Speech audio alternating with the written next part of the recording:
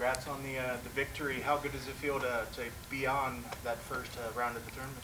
It feels great. I mean, I implemented my game plan coming out tonight, and I told myself that I wanted to get to the next round and ultimately keep going in this tournament. And mission accomplished tonight.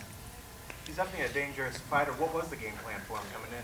Well, I wanted to keep it straight down the middle. You know, that's what a couple of my coaches were. They just said straight down the middle with the punches, and I was gonna try and light him up with some kicks, do some combos. You know, bring something new to the table. And after that first exchange, that first sequence, just jumped right on top of him, and the whole game plan changed. Just out wrestle him, smother him, try to grind him, ground and pound him. And I tried to get that submission, but he's relentless. And he told me himself, he's like, you may beat me, but you ain't gonna finish me. Did you being, I guess, the bigger guy, and like he's also former champion, did he feel as strong to you as expected? No, he didn't. He didn't feel like super strong at all. I mean, he felt strong, but he didn't feel like a typical 155 or a couple 170 or 170 pounders that I roll with sometimes. I definitely felt like I had the strength advantage in that grappling match. I mean, the scoreboard shows that there was a really one-sided performance, a couple of 30-25s on there. But were you frustrated that you weren't able to put him away? Yeah, absolutely. I mean, those arm triangles, I tried to set up a couple Kimuras and key locks, and just, I mean, I tried as hard as I could for the arm triangles, and unfortunately, I couldn't get it. You know, all the Daniel's dreads, man, those must have given him some cushion or something. I don't know, but he's relentless. There's a reason he's a former champ, and he ain't going down without a fight. And I just tried to make it play out the way I wanted it to play, and I did. I sent a message to everybody else in this tournament that if I want to impose my will on you, it's going to happen. Now, for the next round, they'll have kind of a unique thing with the blind draw to determine, kind of let fighters pick their shots. If you have an opportunity, would you pick a title shot next? Oh, absolutely. I mean, who wouldn't want a title shot next? But it's all about strategy. It's all about the game planning and figuring out who you want to take on next. And at the end of the night, end goal is become the champion. So if the next fight means fighting for the championship, become the champion, that means holding on to that belt and staying the champ.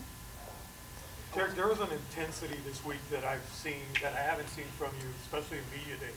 You were really locked in. You looked intense, and in the cage, you were absolutely on fire. I mean, you were really, really going for the finish. Did something change during this fight camp for you to really bring out that intensity? Yeah, I mean, I just had to wake up. Last fight, Carvalho whooped my ass, and I just had to wake up, man. And for me, it was do or die. This was a chopping block, and honestly, if I would have lost this fight, I would have just retired. I would have hung it up. But I told myself that I didn't want it to be over. I love this. I love the fight game. I love being a part of it. It's my life. I chose this life back in 2007, June of 2007. I said, you know what? This is the journey for me, and here I am, and the journey continues, and I only want to get better and get that belt.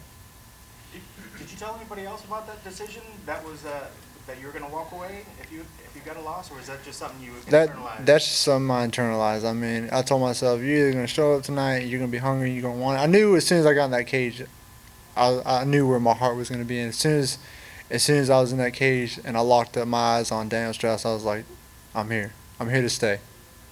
Last one for me.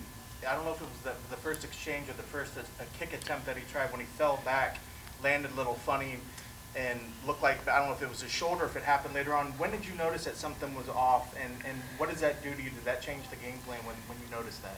Absolutely. After that first exchange, when he threw that kick and he fell to the ground, I knew something was off. I couldn't tell exactly what it was, but I just jumped on him. I immediately went to, I was going to try and finish him. I thought I'd catch him, but just the whole game plan changed. I mean, I honed in on him, just pounced on him, stayed on top of him, stayed top heavy, and I knew I could out wrestle him. I knew I could impose my will, and it just the whole fight changed from there. And then I heard my coach and just listened to him from there on out. But honestly, I would have loved to give it an old-fashioned Campos scrap, but got to fight smart in this tournament. I mean, at the end of the day, that's that's bread on the table for my family, and got to fight smart. I'll be honest, I'm getting older, and I only have so many more scraps in me before I'm talking all punch drunk and stuff. So I'd like to be able to hold my kids and play with them and not be sounding like, hey. Last one or two. Well, speaking of scrapping, you implemented your game plan so well and took pretty much no damage. So what was the thought process behind the last 30 seconds or so? Honestly, I thought there was 1:30 to go. My whole thought process was, man, this is Daniel Strauss, former champ. The people were kind of booing, and I was like, you know what, let's give him something to go out with. And honestly, I had more respect. That's how much respect I had for Daniel. I was like, man, let's get up and finish this. Let's throw some hands, because I knew he was a scrapper at heart.